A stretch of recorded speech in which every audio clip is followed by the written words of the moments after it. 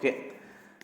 Senior Secondary Mass Communication Lesson 19.2 Evaluation of Public Relationship in India. இந்தியாவில் வந்து public relationship எப்படி வளர்ந்துச்சு அப்படிங்கிறது தான் இந்த டாப்பிக்கில் நம்ம பார்க்க போகிறோம். Now let us see how public relationship evolved in India. You must have read stories about kings who went around in disguise to see for themselves what the people felt about their administration. The Arab tales relate how the celebrated Sultan Harun al-Rashid used to wander about every night in disguise to see for himself as to what the people really felt about his administration. So நம்ம புராண காலத்துலலாம் பார்த்துருப்போம், கதைகள்லாம் பார்த்துருப்போம், கேட்டிருப்போம், படிச்சிருப்போம். என்னன்னாக்கா ராஜாங்க வந்து நைட் நேரத்தில் ரவுண்ட்ஸ் போவாங்க, அவங்க மாறு வேஷம் போட்டு.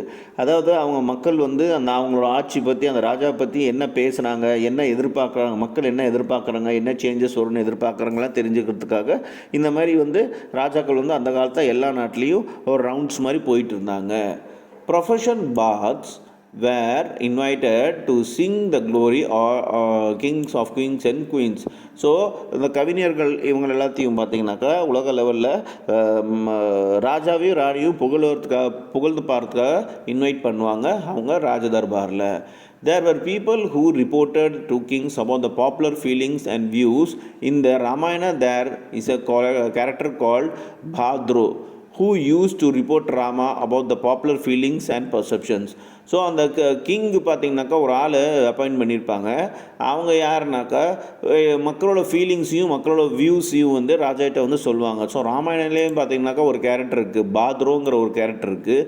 அவர் யாருனாக்கா ராமா கிட்ட வந்து மக்கள் வந்து அவரை பற்றி என்ன நினைக்கிறாங்க, மக்கள் என்ன எதிர்பார்க்குறாங்க அப்படிங்கிற விஷயத்த, மக்களோட ஃபீலிங் என்ன அப்படிங்கிற விஷயத்தை வந்து அப்டேட் பண்ணிகிட்டே இருப்பார் இந்த பாத்ரோங்கிறவர். All these examples of public relations which exist in one form or another in ancient India. இதெல்லாமே பார்த்தீங்கன்னா ஏன்ஷியன்ட் இந்தியாவில் ஒரு இருக்கிற எக்ஸாம்பிள். எதோட எக்ஸாம்பிள்னாக்கா பப்ளிக் ரிலேஷனோட எக்ஸாம்பிள்னு சொல்கிறாங்க. All our religions teachers like Gautama Buddha to Shankaracharya and Nayak and Kabir communicate in language which the common people found easy to understand. They were all master communicators. So நம்மளோட எல்லா குருகளும் கௌதம் புத்தாவாகட்டும், சங்கராச்சாரியா அவர்களாகட்டும், இல்லை நாயக்கன் கபீர் இவர்களாகட்டும் எல்லாம் பார்த்திங்கனாக்கா என்ன பண்ணாங்கனாக்கா பாமர மக்கள், அதாவது காமன் பீப்புளுக்கு பார்த்திங்கனாக்கா ஒரு கம்யூனிகேஷன் வந்து ஈஸியான முறையில் புரிகிற மாதிரி அவங்க வந்து சொன்னாங்க. இதுதான் மாஸ்டர் கம்யூனிகேட்டர்ஸ்ன்னு சொல்கிறாங்க.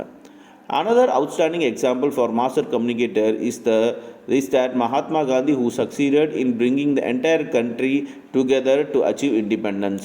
இன்னொரு மாஸ்டர் கம்யூனிகேட்டர் யாருன்னாக்கா நம்ம நாட்டில் மகாத்மா காந்திஜி. இவர் பார்த்திங்கனாக்கா எல்லா ஆல் ஓவர் இந்தியாவே பார்த்திங்கனாக்கா ஒட்டுக்காக கொண்டு வந்தார் இண்டிபெண்டன்ஸ்க்காக அப்படின்னு சொல்கிறாங்க. All of them preached in language which was understood by the mass with a view to changing the mindset in a particular decision. இவங்க எல்லாரும் பார்த்திங்கனாக்கா மக்களை ஒரே லாங்குவேஜில் வந்து அவங்கவுங்களுக்கு தெரிஞ்ச ஒரே லாங்குவேஜில் வந்து புரிய வச்சாங்க ஒரு விஷயத்தை அவங்க ஒரு நல்ல கரெக்டான டைரெக்ஷனில் கொண்டு போகிறதுக்காக.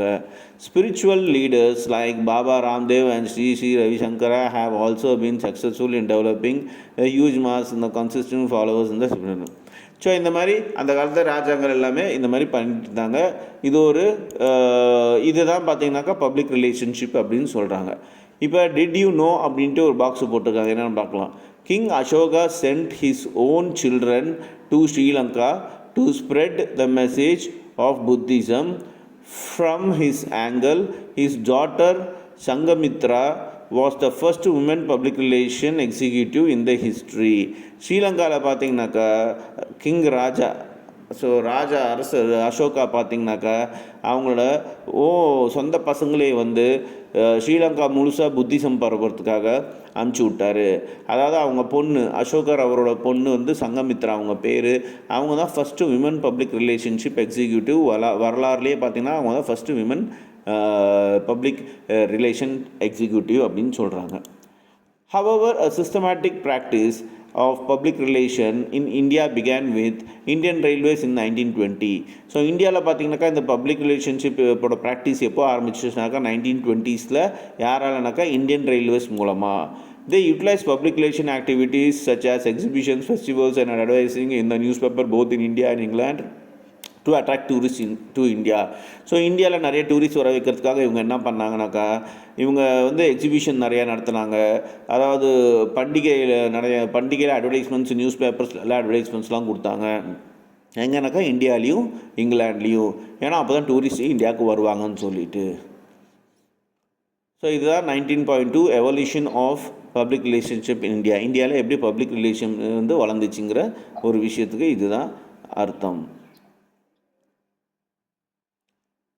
19.3 கவர்மெண்ட் பப்ளிக் ரிலேஷன் ஸ்ட்ரக்சர். இப்போ பப்ளிக் ரிலேஷனுக்கு ஒரு சில ஸ்ட்ரக்சர் இருக்குது. கவர்மெண்ட் பப்ளிக் ரிலேஷனுக்கு அது என்னன்னு நம்ம பார்ப்போம். In the democracy like India, you will agree that popular support is required for government to exist.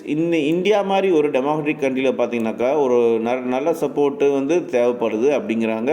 Government நடக்கிறதுக்கு நல்ல சப்போர்ட் வேணும் அப்படிங்கிறாங்க, மக்களோட support. The government therefore has to inform, motivate, change the attitude of and finally seek support from the public to achieve the objectives. ஒரு அரசியல்வாதி அவங்க கட்சி வந்து பல வருஷத்துக்கு இருக்கணும் அப்படின்னாக்கா ஆட்சியில் அவங்களுக்கு வந்து பப்ளிக் சப்போர்ட் கண்டிப்பாக இருக்கணும்னு சொல்கிறாங்க. அதுக்காக அந்த பப்ளிக்கு வந்து அவங்க சப்போர்ட் வேணும்னாக்கா அவங்க வந்து பப்ளிக்கு நல்ல விஷயங்களை இன்ஃபார்ம் பண்ணணும், மோட்டிவேட் பண்ணணும், சேஞ்சஸ் கொண்டு வரணும் அப்படின்னு சொல்கிறாங்க. Let us find out why it is essential for the government to keep the public informed about its plans and programs and how it is achieved. So ஏன் வந்து ஒரு கவர்மெண்ட் வந்து பப்ளிக்கு வந்து இந்த கவர்மெண்ட் செய்கிற எல்லா பிளான்ஸை பற்றியும் அவேர்னஸ் கொடுக்கணும் அப்படிங்கிற ஒரு விஷயத்தை நம்ம பார்ப்போம் வாங்க அப்படின்னு சொல்கிறாங்க. During the first world war 1914-1918 the government of India set up a central publicity board. So first war 1914 1918 நடந்துச்சு. அப்போ பார்த்தீங்கன்னாக்கா இந்தியன் கவர்மெண்ட் வந்து ஒரு போர்டை செட் பண்ணாங்க. அதுதான் சென்ட்ரல் பப்ளிசிட்டி போர்டுன்னு சொல்கிறாங்க. This was the first organise PR information setup of the government of India. இதுதான் இந்தியாவில் செட் பண்ண முதல் பிஆர், அதாவது பப்ளிக் ரிலேஷன் இன்ஃபர்மேஷன் செட்டப் அப்படின்னு சொல்கிறாங்க. It was renamed as Central Bureau of Information and afterwards renamed as Bureau of Public Information and functioned as a link between the government and the press. So இது வந்து first என்னென்னு பேர் வச்சுருந்தாங்க, central bureau of information, சிபிஐங்கிற மாதிரி வச்சுருந்தாங்க. அதுக்கப்புறம் அதுக்கு பேர் வந்து பியூரோ ஆஃப் பப்ளிக் இன்ஃபர்மேஷன் மாற்றினாங்க. இது வந்து கவர்மெண்ட்டுக்கு ப்ரெஸ் மீடியாவுக்கு உள்ள ஒரு லிங்காக வேலை செஞ்சுச்சின்னு சொல்கிறாங்க. One of the items on its agenda was to find out where the action of the government was criticized. முக்கியமான விஷயம் இதில் என்ன இருந்துச்சுனாக்கா, இந்த பிஆரோட வேலை கவர்மெண்ட்டு ஏதாவது தப்பு பண்ணிச்சுனாக்கா அதை பற்றி கிரிட்டிசைஸ் பண்ணுறது, அதை சுட்டி காட்டுறது தான் முக்கியமான அஜெண்டாவே இருந்துச்சு. In today's parlance we call it as feedback. இன்றைக்கி காலகட்டத்தில் இதுக்கு பேர் வந்து ஃபீட்பேக்குன்னு சொல்கிறாங்க. ஃபீட்பேக்னாக்கா ஒரு மீடியாலாம் பார்க்கலாம், பப்ளிக்கிட்ட மைக் எடுத்துகிட்டு போய் அவங்க கேட்பாங்க, இந்த ஆட்சி சரியாக இருக்கா, அந்த ஆட்சி சரியாக இருக்கா, அப்படி இப்படின்ட்டு எல்லாமே கேட்பாங்க. அதுக்கு மக்கள் எல்லாமே பதில் சொல்லுவாங்க. அதுதான் feedbacks. After independence in 1947, the government of India set up the Ministry of Information and Broadcasting, employing professions to look after the functions of public relationship. அப்புறம் நம்ம சுதந்திரம் வாங்கின வாட்டி 1947க்கு அப்புறம் பார்த்தீங்கன்னாக்கா கவர்மெண்ட் ஆஃப் இந்தியா வந்து மினிஸ்ட்ரி ஆஃப் இன்ஃபர்மேஷன் அண்ட் ப்ராட்காஸ்டிங்கிற ஒரு விஷயத்தை செட்டப் பண்ணாங்க. எம்ப்ளாயிங் இதில் வந்து நிறைய ப்ரொஃபஷன்ஸ் எல்லாமே எம்ப்ளாய் பண்ணாங்க பப்ளிக் ரிலேஷன் டிபார்ட்மெண்ட்டில். Now let us trace the board sectors of ministry. So மினிஸ்ட்ரியில் எப்படி போர்ட் செக்டார் இருக்குங்கிறது பார்ப்போம். First ministry of information broadcasting வருது. இது கீழே பார்த்தீங்கன்னாக்கா 3 விங் இருக்குது. ஒன்று இன்ஃபர்மேஷன், இன்னொன்று ப்ராட்காஸ்டிங், இன்னொன்று ஃபிலிம். ஸோ இது 3மே இதில் தான் வருது அப்படின்னு சொல்கிறாங்க. You must also know there are specialized units in this ministry which handle the public information of the government of India. So இன்றைக்கி கவர்மெண்ட் ஆஃப் இந்தியாவில் பார்த்தீங்கன்னாக்கா இன்னும் ஒரு சில ஸ்பெசிஃபைடு டிபார்ட்மெண்ட்ஸ்லாம் இருக்குது, பப்ளிக் இன்ஃபர்மேஷன் டிபார்ட்மெண்ட்ஸ்லாம் இருக்குது, மினிஸ்ட்ரி கீழே வருது.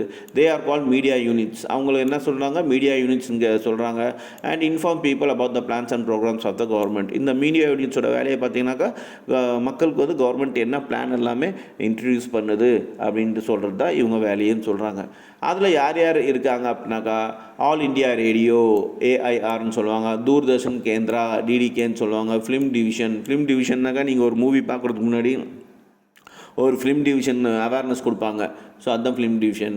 தென் press information bureau, PIB, register of newspaper on India, ஆர்என்ஐ.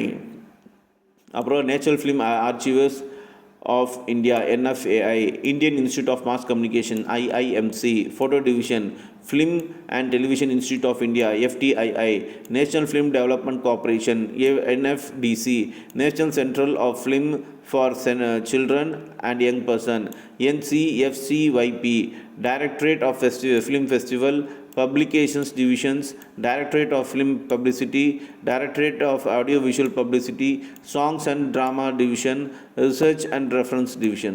So இந்த டிவிஷன்ஸ் எல்லாமே இந்த மீடியா யூனிட் கீழே வருதுன்னு சொல்கிறாங்க.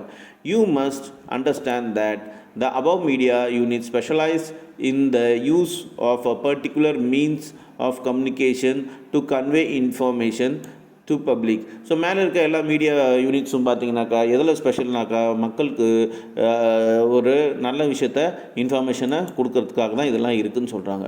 To achieve this the wide variety of media like press, advertisement, performing art, group discussion, books, televisions, radios and films are used.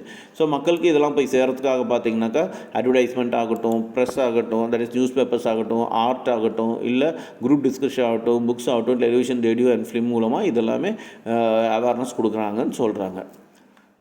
A look at the chart given below will tell you about the type of mass medium used by which of the above media units for their function. கீழே இருக்க சார்ட்டில் பார்த்தீங்கன்னாக்கா உங்களுக்கு தெரியும் யார் யார் எந்தெந்த department மக்களுக்கு அவேர்னஸ் கொடுக்கறதுக்காக இருக்காங்க அப்படின்ட்டு. ஸோ ஃபஸ்ட்டு ஏஐஆர், இவங்க வந்து மீடியா யூனிட்டு. இந்த பக்கம் மாஸ் மீடியம் யூஸ்டு. ஏஆர் என்ன யூஸ் பண்ணுறாங்க? ரேடியோ யூஸ் பண்ணுறாங்க. டிடிகே டெலிவிஷன் யூஸ் பண்ணுறாங்க. எஃப்டி ஃபிலிம் யூஸ் பண்ணுறாங்க. பிஐபி பிரிண்ட் யூஸ் பண்ணுறாங்க. ஆர்என்எஃப்ஐ பிரிண்ட் யூஸ் பண்ணுறாங்க. என்எஃப்ஏஐ ஃபிலிம் யூஸ் பண்ணுறாங்க. ஃபோட்டோ டிவிஷன் ஃபோட்டோகிராஃப்ஸ் யூஸ் பண்ணுறாங்க. என்எஃப்டிசி ஃபிலிம் யூஸ் பண்ணுறாங்க. என்சிஎஃப்சி வைபி ஃபிலிம்ஸ் யூஸ் பண்ணுறாங்க. டிஎஃப்எஃப் ஃபிலிம்ஸ் யூஸ் பண்ணுறாங்க. பப்ளிகேஷன் டிவிஷன் பிரிண்ட் யூஸ் பண்ணுறாங்க. Directorate of field publicity film outdoor media use பண்ணுறாங்க. DAVP print, radio, television, outdoor media exhibition use பண்ணுறாங்க. And song and drama division drama, folk song, பேலட்ஸை use பண்ணுறாங்க. Detail about some governments medias are given below. இப்போ ஒரு சில governments மீடியாவோட யூனிட்ஸோட detail கீழே கொடுத்துருக்காங்க. அது என்னன்னு இப்போ டாப்பிக்கை பார்க்கலாம். Press information bureau PIB, directorate of advertising and visual publicity DAVP, photo division, field publicity unit, songs and drama division, films division, research reference wing, அப்புறம் எக்ஸ்டர்னல் பப்ளிக் டிவிஷன். இதெல்லாமே பார்த்திங்கனாக்கா யூனிட்ஸ் அப்படின்னு சொல்கிறாங்க.